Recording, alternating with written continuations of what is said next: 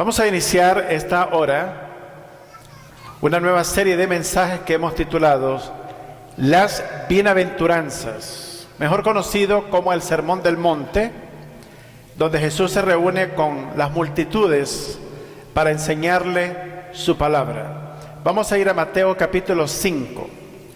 Vamos a leer el verso 1 y el verso 2 de este pasaje. Mateo capítulo 5, versículo 1 y versículo 2. Cuando todo está listo, ¿me dicen un amén? Amén. Leamos todos juntos la palabra del Señor. Viendo la multitud, subió al monte y sentándose vinieron a él sus discípulos y abriendo su boca les enseñaba diciendo. Una vez más. Viendo la multitud, subió al monte y sentándose vinieron a él sus discípulos y abriendo su boca les enseñaba diciendo. Padre, al abrir tu palabra, te rogamos que nos sean dadas palabras de entendimiento. Bendice a cada uno de los oyentes de tu palabra, para que tu palabra pueda penetrar en lo más profundo de sus corazones y traer consuelo que solamente tú puedes dar al ser humano. En el nombre de Cristo oramos. Amén y amén. Las Bienaventuranzas, mejor conocido como el Sermón del Monte.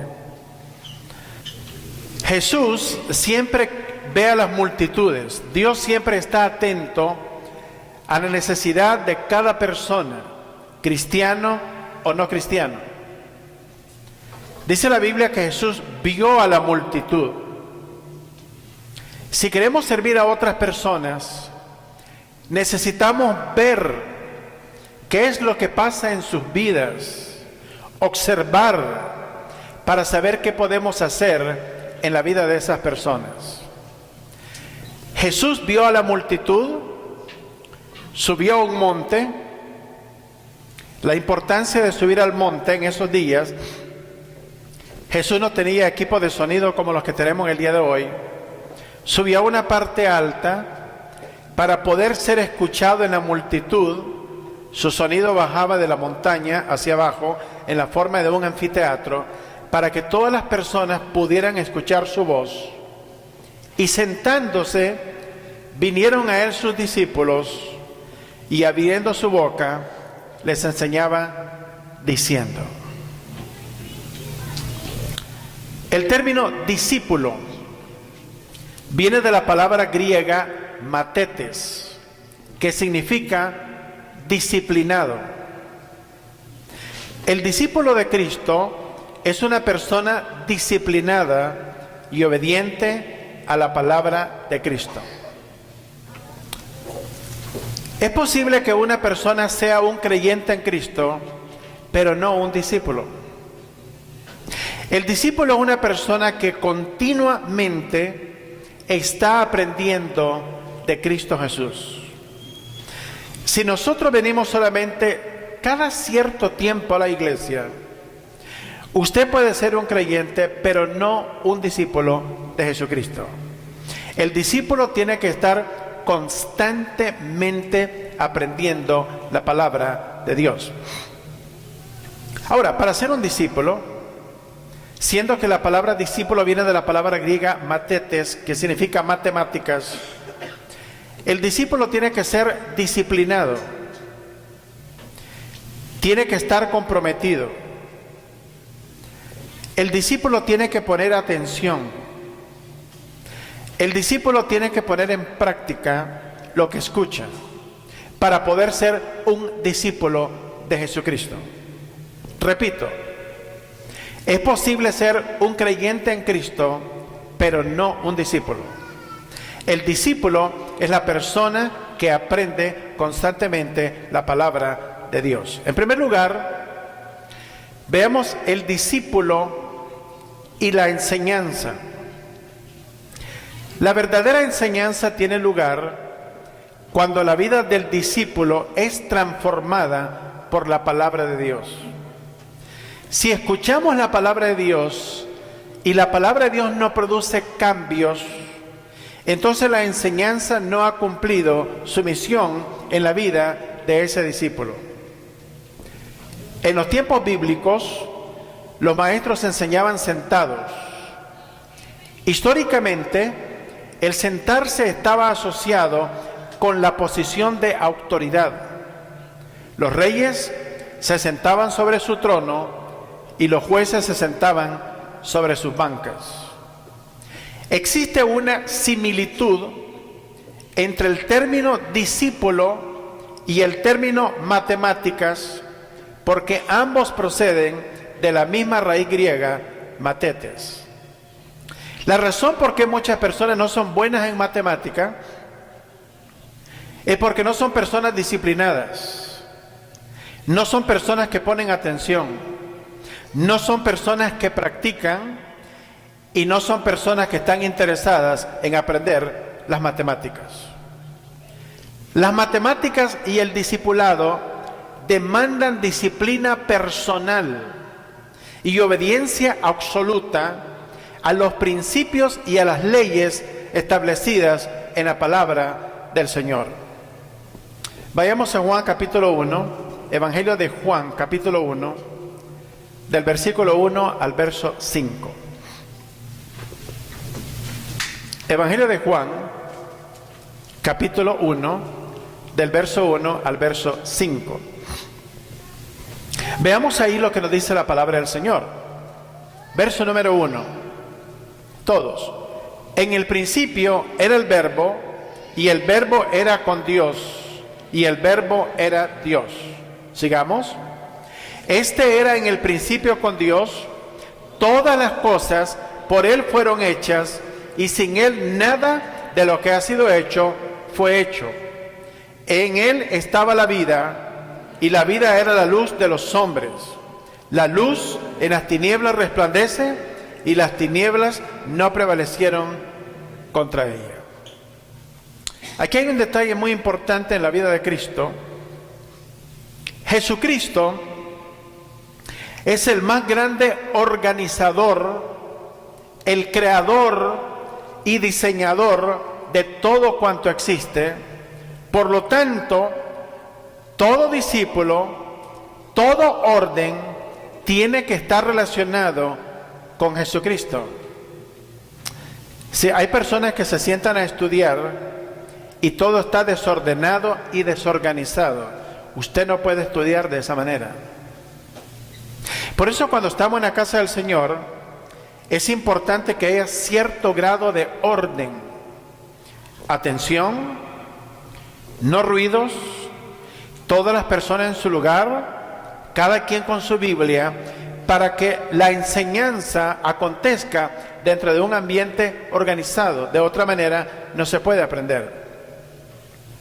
Dado que Jesucristo es el creador de todo cuanto existe, visible e invisible, el discípulo de Cristo debe de tener la disciplina de rehusar aprender cosas que no están basadas en la palabra de Dios.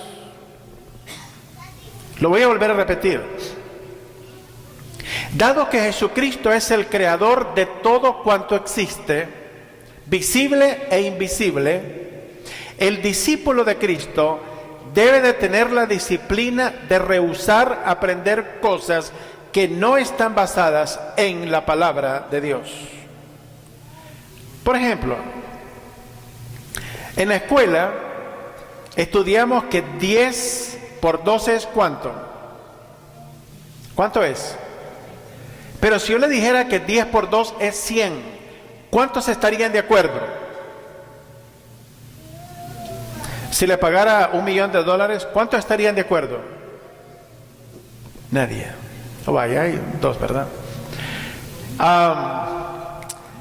Una vez que nosotros aprendemos algo que es verdadero, debemos de ser discípulos disciplinados en lo que hemos aprendido.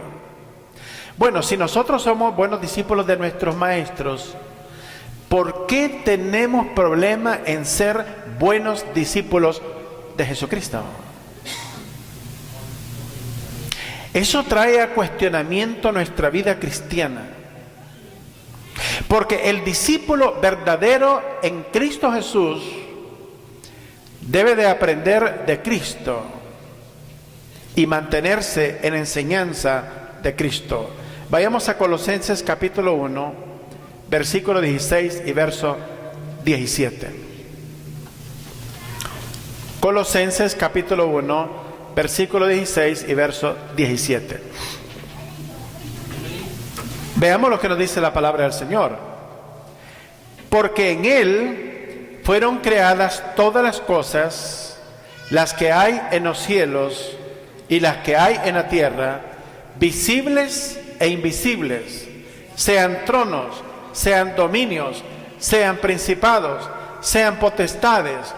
Todo fue creado por medio de Él y para Él, y Él es antes de todas las cosas, y todas las cosas en Él subsisten.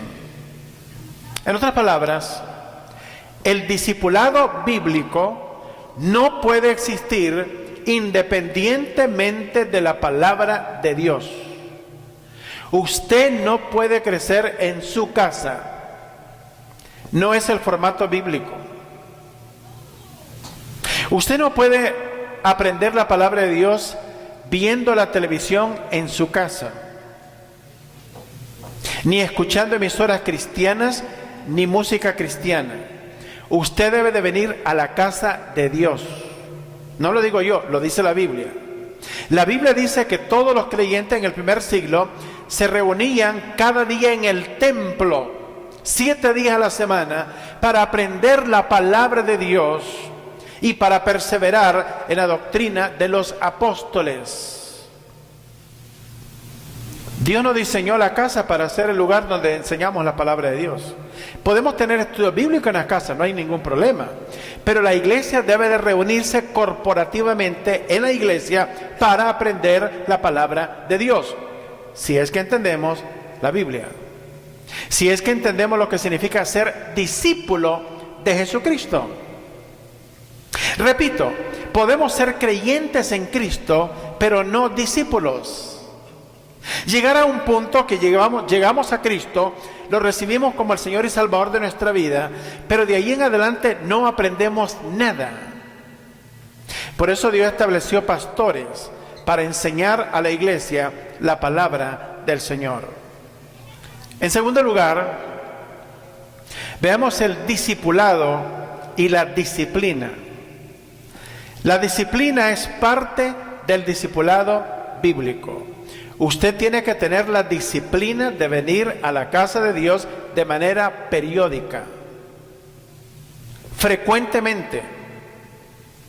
O está indicando que no es un discípulo fiel a Cristo Jesús. Desde el punto de vista físico, debemos tener disciplina en cuanto a la calidad y la cantidad de comida que comemos. Si no tenemos disciplina, ¿qué va a pasar con nuestro cuerpo? Vamos a aumentar considerablemente. En algún punto tenemos que parar la comida, tenemos que tener cuidado con lo que comemos o afectaremos nuestra salud.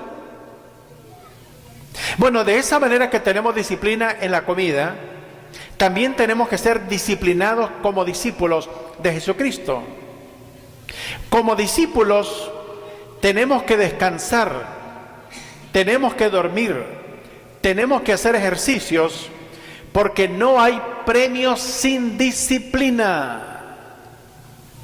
Para que una persona reciba un diploma de la escuela secundaria o de la universidad, tiene que tener la disciplina de estudiar. Dejar el televisor, el teléfono, los amigos, el entretenimiento, la diversión, el descanso, para estudiar con disciplina, para poder tener un premio, un diploma de la escuela o la universidad. Las personas que no se sacrifican, las personas que no son disciplinadas, nunca viajan muy lejos. Todas las cosas en la vida requieren de disciplina. Vayamos a 1 Corintios 9, 24.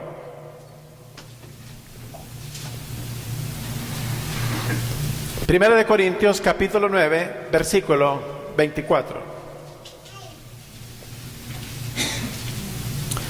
El apóstol San Pablo, haciendo uso de la analogía del mundo de los deportes y los Juegos Olímpicos en Grecia, nos dice estas palabras. Leamos.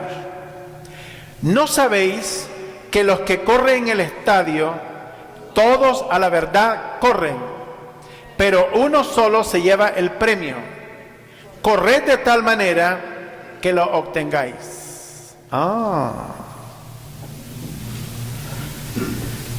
Todos corren en un estadio, juntos, pero no todos llegan a la meta. ¿Sabe por qué? Porque solamente unos pocos tienen disciplina. Eso determina el éxito y el fracaso entre una persona y la otra. Dios no ha fallado. Por favor, nunca culpemos a Dios. Dios nunca ha fallado. Dios es fiel. Somos nosotros los que fallamos. Somos nosotros los que no tenemos disciplina. Somos nosotros los que nos cansamos a la mitad del camino y como resultado no podemos obtener el premio. Los premios solamente están diseñados para las personas que tienen disciplina, para las personas que se esfuerzan, para las personas que tienen determinación, para las personas que tienen visión. Son las personas que llegan a la meta y tienen el gozo y la satisfacción de haber llegado a la meta. Hay una meta a la que nosotros estamos corriendo. No es a la meta de tener mejores casas, mejores carros, más dinero, más educación, más entretenimiento, más mundo. Estamos corriendo hacia la meta del supremo llamamiento en Cristo Jesús. Nuestra meta es llegar hasta ver el rostro de Jesucristo. Esa es la meta. Es algo eterno, grande, extraordinario, que es la fuente de nuestra esperanza, de nuestra seguridad y de nuestra eternidad y de nuestra salvación y de nuestra entrada al cielo. Es Cristo Jesús. Lo demás es temporal. Ya lo vemos con el huracán en Texas, en el Mar Caribe, en la Florida. ¿Cuánta destrucción ha habido? No hay nada seguro. Solamente nuestra salvación en Cristo es lo único que es seguro. Vayamos a Filipenses capítulo 3, versículo 14. Filipenses capítulo 3, versículo 14. Pablo nos dice a dónde está el blanco de nuestra vida. Leamos juntos. Prosigo a la meta, al premio del supremo llamamiento de Dios en Cristo Jesús. ¿Qué le parece? Dice, prosigo a la meta, al premio del supremo llamamiento de Dios en Cristo Jesús.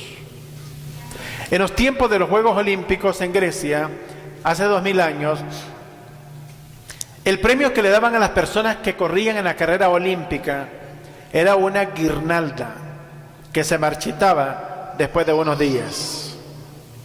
Pablo dice que corramos por algo mejor, por algo que no se marchita, por algo que es eterno, duradero, verdadero, Cristo nuestro Señor. Pregunto, ¿cuál de las siguientes dos cosas requiere del uso de más músculos? ¿Caminar o hablar?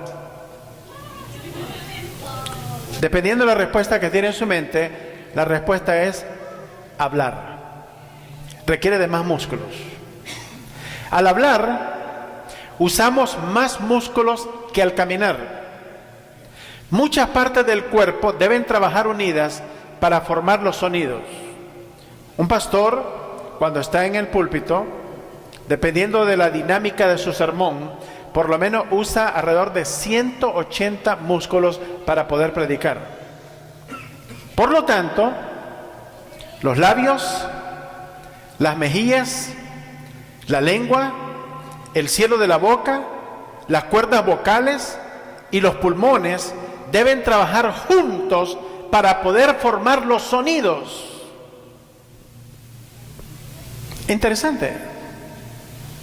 Para poder caminar como discípulos en Cristo, disciplinados, tenemos que poner en armonía todos los elementos de nuestra vida para ser discípulos verdaderos en Jesucristo.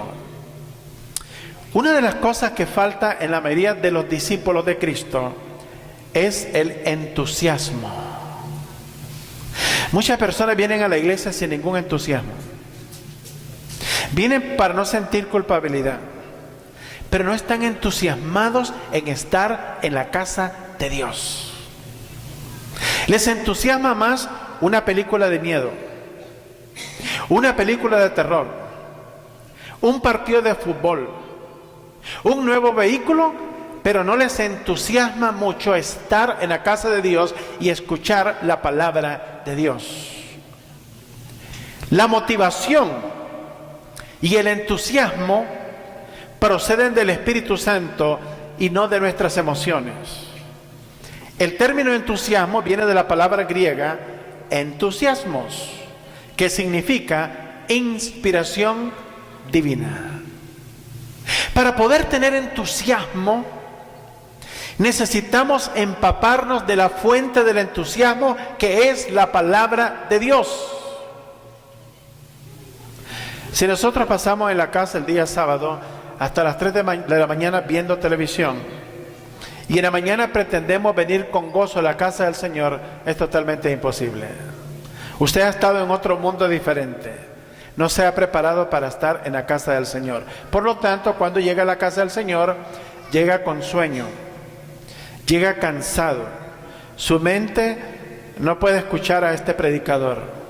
Usted se da su siestecita mientras yo estoy predicando, porque no trae entusiasmo ni ha descansado correctamente, porque no se ha preparado para venir a la casa del Señor. Por lo tanto, si la inspiración divina viene de la palabra de Dios, el cristiano debería de ser la persona más entusiasmada en el mundo. Pero ¿sabe qué he visto a través de los años? Que algunos cristianos parece que fueron bautizados en limonada. Se miran amargos completamente. No hay entusiasmo en sus vidas, porque no hay inspiración divina en sus corazones. El Hijo de Dios debe ser una persona ferviente, apasionada, celosa de las cosas de Dios, valiente y lleno de vida, porque Cristo es la fuente de la vida. El entusiasmo puede ser producido por nuestras emociones o por el Espíritu Santo. Bueno, nuestras emociones son susceptibles a cambios imprevistos. Necesitamos algo más confiable. El Espíritu Santo debe ser la fuente de nuestro entusiasmo. Una persona llena de entusiasmo, producido por el Espíritu Santo, contagia a las personas que están en su derredor. Vayamos a Colosenses capítulo 3. Libro de Colosenses capítulo 3. Versículo 23 y versículo 24. Miren qué tremenda motivación que nos da la palabra del Señor para hacer las cosas que hacemos para el Señor. Leamos todos. Y todo lo que hagáis, hacedlo de corazón, como para el Señor y no para los hombres, sabiendo que del Señor recibiréis la recompensa de la herencia, porque a Cristo el Señor servís. ¿Qué le parece? ¿De quién recibiremos la recompensa, dice la Biblia? Del Señor. Entonces lo que hagamos de palabra o de hecho, lo tenemos que hacer con gozo, porque lo hacemos para el Señor y la recompensa la recibiremos de Cristo nuestro Señor.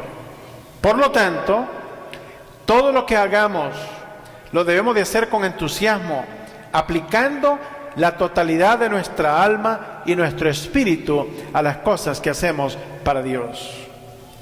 Una persona entusiasmada es una persona disciplinada. Si usted ve a una persona que está lavando los trastes sucios en la cocina sin ningún entusiasmo, no los va a lavar con gozo y no los va a lavar bien y no los va a lavar rápido.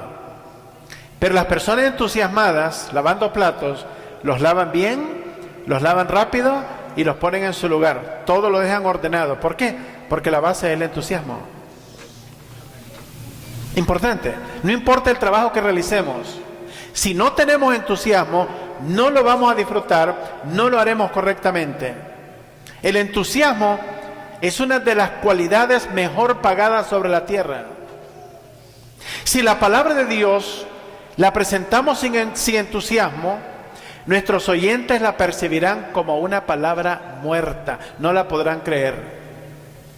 Sin entusiasmo es imposible servir al Señor.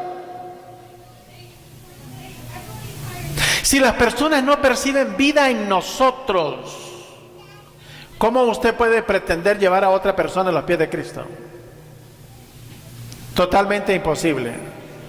Un muerto no puede producir vida. Solo una persona viva puede producir vida. Cristo es la fuente de la vida, el autor de la vida. Cristo está en nuestros corazones. Deberíamos de reflejar vida en nuestros corazones. El entusiasmo de un soldado de la Marina de Guerra de los Estados Unidos fue destruido al escuchar a otro marino decir: qué bueno que el entrenamiento llegó a su final para quitarme este horrible uniforme. ¿Qué le parece? Nuestras palabras pueden afectar el entusiasmo de otras personas. Tenemos que tener sumo cuidado qué decimos delante de otras personas. En cuarto lugar, vemos el discipulado y las matemáticas. Cuando Dios creó al mundo, a la misma vez diseñó los principios matemáticos para ser aplicados en la vida diaria del discípulo de Jesucristo. Nosotros hacemos uso de matemáticas todos los días, sin que nos demos cuenta. Todos los días. Estamos en la carretera manejando, tenemos que ir viendo la velocidad. Si no sabemos sumar, si el rótulo de la velocidad en la carretera está a 65 millas por hora y usted no sabe sumar y va a 80, ¿qué cree que le va a pasar? También tiene que saber restar para saber cuántas millas está excediendo a la velocidad y tener una idea de cuánto será el ticket. Tiene que saber sumar y restar. Cuando va a recibir su cheque el fin de semana, usted tiene que saber contar cuántas horas trabajó al día, multiplicarlo por cuántos días para tener una idea de cuánto tiene que salir el cheque. Pero si no sabe sumar, multiplicar y restar, usted no sabrá lo que le pagaron y le van a pagar cualquier cosa. ¿No que no sabemos matemáticas, mijito? Que si estamos esperando un cheque de 500 y lo dan de 200, vamos a la oficina de recursos humanos inmediatamente a resolver el asunto. Pero si nos lo dieron de 800, nos vamos a la casa calladitos. En el mundo de los negocios, Dios diseñó un sistema de pesos y balanzas justas. Vayamos a Proverbios capítulo 16, versículo 11. Proverbios capítulo 16, versículo 11.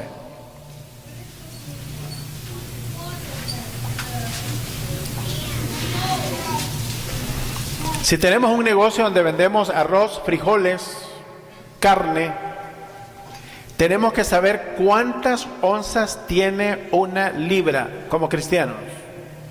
O vamos a tener problemas. Vamos a tener problemas de reputación. Vamos a afectar el testimonio del evangelio. Porque la gente pensará que este mercader cristiano es un ladrón. Porque cuando llegan a la casa y pesan la libra de arroz y pesa 10 onzas, el mercader se ha robado 6 onzas de la libra, porque tiene 16. ¿Qué dice la Biblia? Peso y balanzas justas son de Jehová, obra suya son todas las pesas de la bolsa. El cristiano tiene que tener cuidado, tiene que tener disciplina, tiene que saber matemáticas, tiene que saber cuántas onzas tiene una libra, para que a través de eso refleje su discipulado cristiano y su testimonio en Cristo Jesús. Y a través de eso, usted está evangelizando. ¿Qué le parece? Hay personas que saben solamente con el peso cuánto lleva esto, poquito o mucho, o si va correcto. En un negocio cristiano, ¿cuántas onzas debe de tener una libra? La respuesta retórica es obvia: 16. 16 onzas por libra. Y se le puede echar un poquitito más, gloria a Dios, con el propósito de mantener el testimonio del Evangelio de Jesucristo. No testifique de Cristo a otras personas si usted no le coloca 16 onzas a una libra. Porque usted está testificando de Cristo a través de este negocio. No podemos separar lo que hacemos como cristianos de nuestra vida cristiana. Las matemáticas nos obligan a poner atención a cada uno de los detalles de un problema para lograr una solución correcta. Para que podamos resolver un problema, debemos escuchar todos los detalles antes de tratar de resolverlo. A veces tratamos de resolver problemas que no le entendemos todos los problemas, no entendemos todos los factores, todos los detalles, por lo tanto, no los podemos resolver. Las matemáticas requieren de valentía. En matemáticas debemos de tener la confianza de que lo que tenemos que decir es correcto y verdadero ante los ojos de Dios. En matemáticas, la respuesta a un problema es correcta o incorrecta, fuera de toda duda e irrefutable. 5 por 3 en matemática es 15. ¿Correcto? ¿Y 3 por 5? El orden de los factores no altera el producto. Cuando usted la usa correctamente, su respuesta es verdadera, sin duda e irrefutable. Y no tiene que tener temor. Nadie lo puede cuestionar. Por lo tanto, la Biblia o es la palabra de Dios o no la es. Basados en esa conclusión, debemos decidir qué clase de discípulos de Cristo seremos el resto de nuestra vida.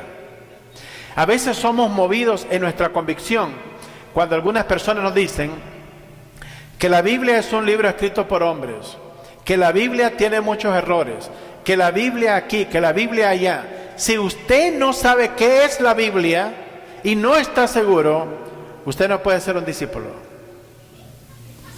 Este libro es la palabra de Dios, desde Génesis hasta Apocalipsis, sin errores de ninguna naturaleza. Podrían haber algunos errores de tipografía en el momento de su impresión. Es posible eso, pero no el contenido de la palabra de Dios. La palabra de Dios es verdadera. ¿Cuántos dicen amén? Ahora, debemos de creer con toda seguridad entonces que la Biblia es la palabra de Dios. Vayamos a Mateo capítulo 5, verso 3. Mateo capítulo 5, versículo 3.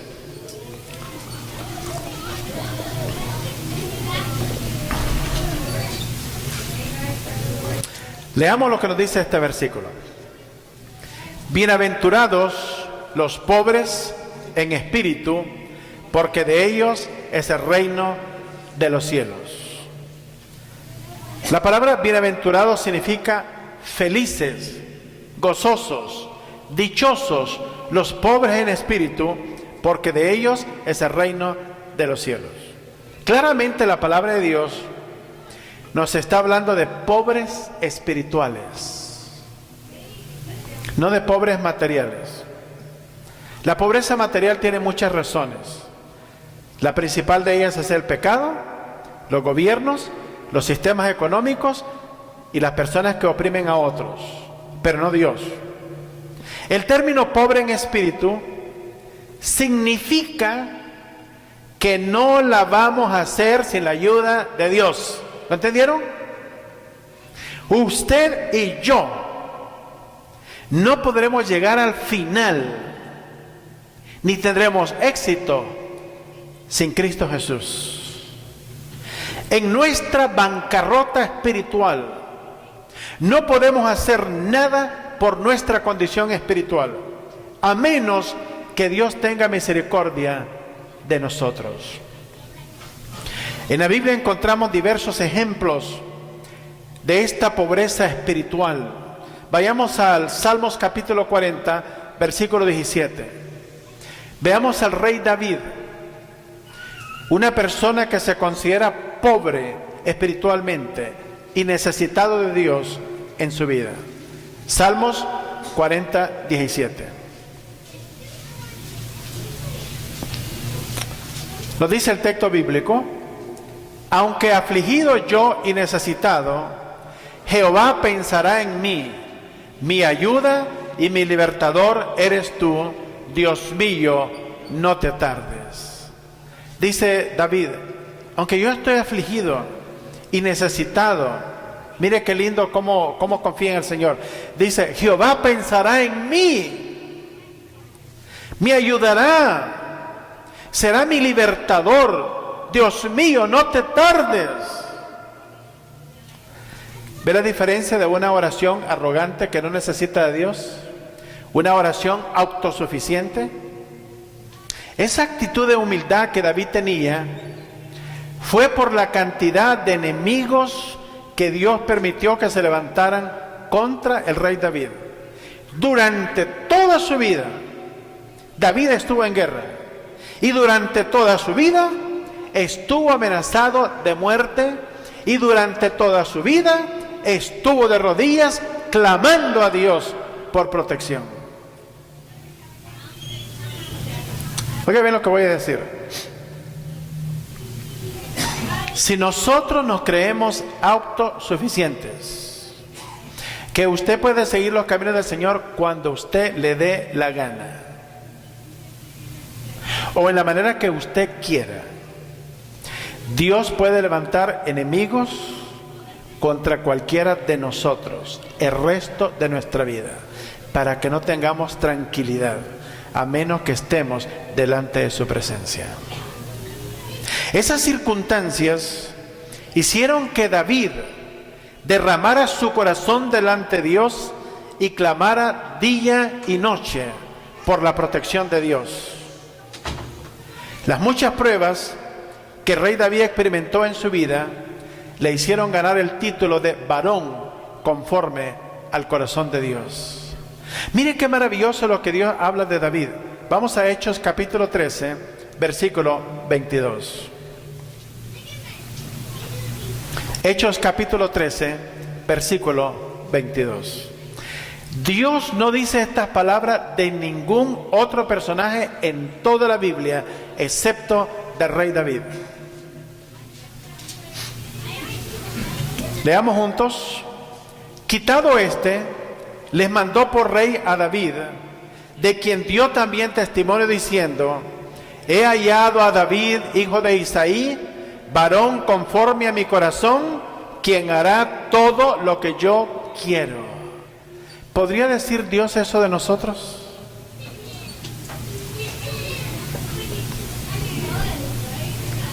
¿Sabe cómo lo formó Dios? Levantando enemigos en su vida hasta el final de sus días, para mantenerlo de rodillas delante de Él y dependiendo de Él día y noche. Si es que realmente Cristo es nuestro Salvador, si es que realmente hemos nacido de nuevo, si es que nuestro nombre está inscrito en el libro de la vida, si es que somos hijos de Dios verdaderamente, somos candidatos para esto. Si no es una persona hijo de Dios, si no ha nacido de nuevo, no se preocupe, el Señor no trata con los que no son sus hijos. Está tremendo eso. Dice la Biblia, si se os trata con disciplina, sois hijos, y si no, bastardos. Hijos ilegítimos, no reconocidos. Qué horrible eso, amados. Dios diseñó al ser humano de tal manera que aparte de Dios no puede encontrar satisfacción en su vida.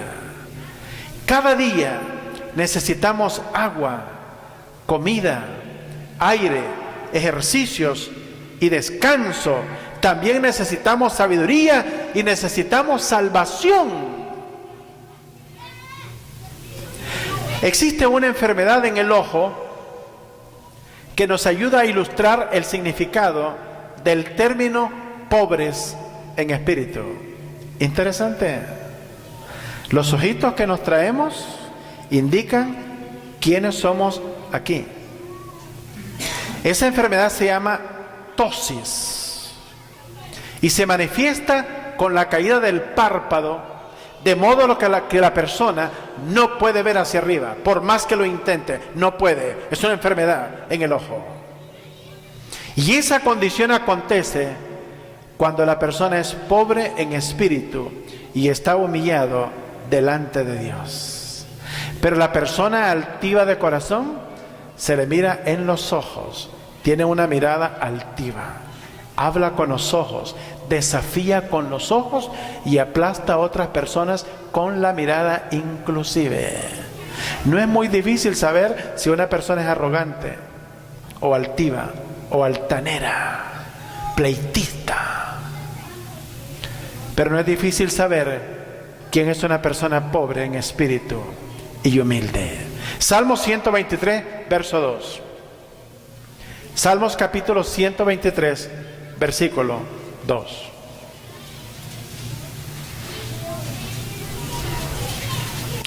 Miren lo que nos dice la Escritura. Dice, he aquí como los ojos de los siervos miran a la mano de sus señores, y como los ojos de la sierva a la mano de su señora, así nuestros ojos miran a Jehová nuestro Dios, hasta que tenga misericordia de nosotros. El siervo no mira a su siervo, el siervo no mira a su amo a los ojos, ni la sierva a su ama a los ojos. ¿Sabe qué mira el siervo? Solamente mira las manos de su amo, en actitud de humillación. Nosotros no podemos ver el rostro de Dios, porque podemos morir. Tenemos que ver solamente las manos de la misericordia de Dios, como una actitud de que realmente hay humildad en nuestros corazones. Salmos 3:3.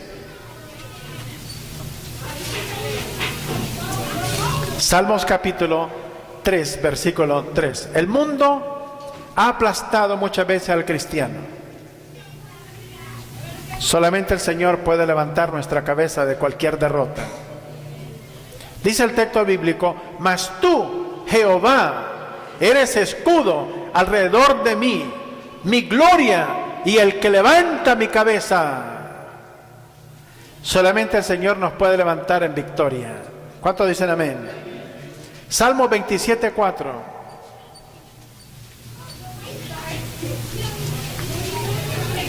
Una cosa he demandado a Jehová, esta buscaré, que esté yo en la casa de Jehová todos los días de mi vida, para contemplar la hermosura de Jehová y para inquirir en su templo. Amados, las ideas y pensamientos que existen en nuestras mentes acerca de Dios determinan lo que somos como personas. No importa que otras personas no sepan lo que usted piensa de Dios, no importa.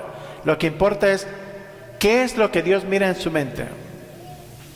¿Qué piensa usted de Dios en su vida? ¿Qué es lo que pensamos acerca de Dios? ¿Pensamos cosas grandes o cosas muy bajas acerca de Dios? El Papa dice en Colombia que las personas para perdonar no necesitan a Dios. Que los ateos no necesitan creer en Cristo para entrar al cielo, porque ellos también hacen cosas buenas. ¿Cuál evangelio predica este señor? Necesitamos de Cristo Jesús en todas las circunstancias de nuestra vida, porque sin Él no somos nada.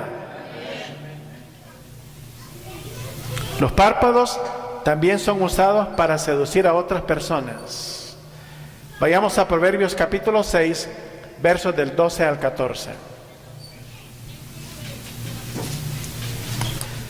Muchas personas usan sus ojos como una arma para seducir a otros. Proverbios capítulo 6, del 12 al 14. Dice la Biblia: el hombre malo, el hombre depravado, el que anda en perversidad de su boca, que guiña los ojos, que habla con los pies, que hace seña con los dedos, perversidades hay en su corazón, anda pensando el mal en todo tiempo, siembra las discordias.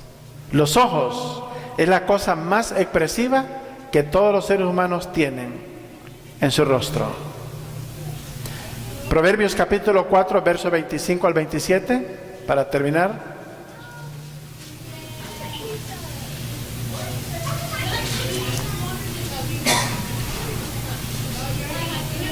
¿Qué dice el texto? Tus ojos miren lo recto y diríjanse tus párpados hacia lo que tienes delante. Examina la senda de tus pies y todos tus caminos sean rectos. No te desvíes a la derecha ni a la izquierda. Aparta tu pie del mal. Y tenemos que ver Proverbios 6:25. Esto tiene que ver con las mujeres. Proverbios capítulo 6, verso 25. Claro, algunas vienen con una miradita, van que vienen dormidas, ¿verdad? Pero algunas que traen una mirada peligrosa. Mire lo que dice el texto.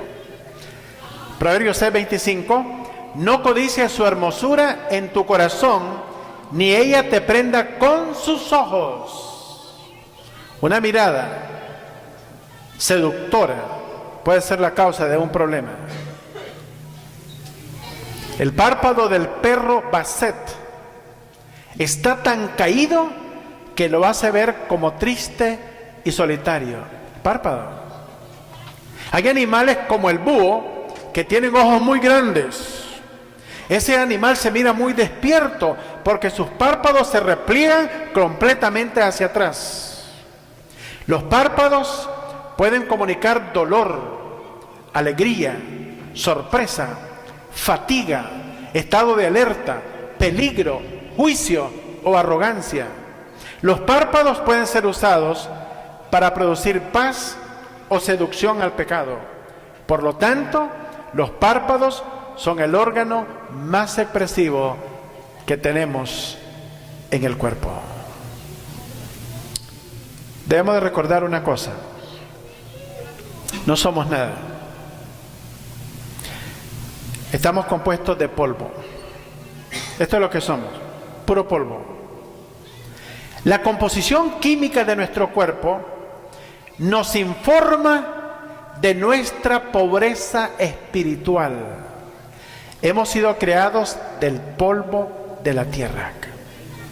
El cuerpo humano está compuesto de los mismos elementos químicos que está compuesto el polvo de la tierra.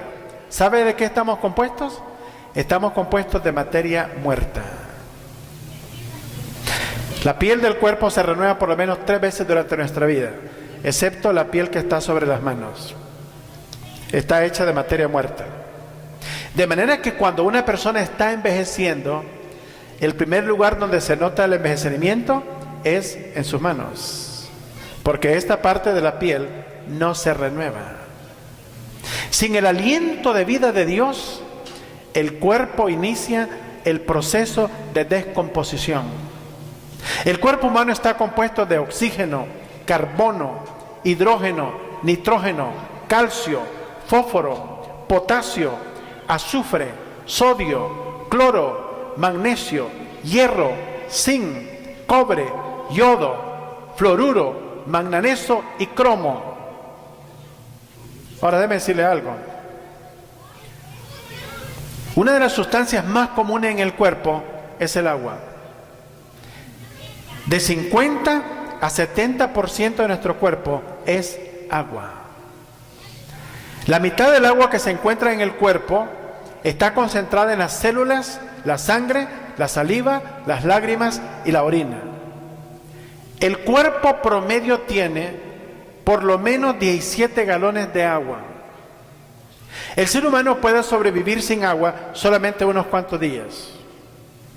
Si la pérdida de agua en el cuerpo es mayor que la que tomamos, se puede producir un cambio brusco que puede producir la muerte. Con eso quiero concluir.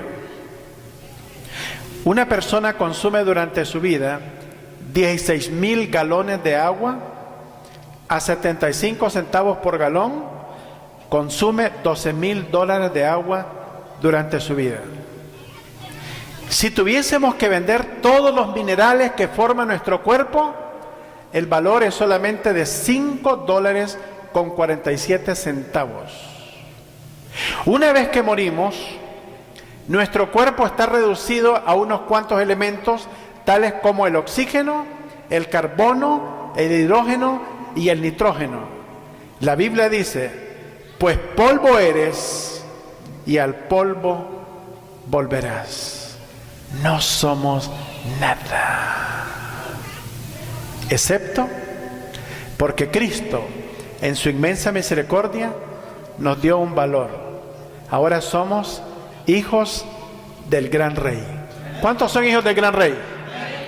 Ahí está el valor. Amados, estemos en la casa del Señor para aprender su palabra cada semana. Bendice tu palabra, Señor, y santifícala en nuestros corazones, porque en Cristo te lo suplicamos. Amén.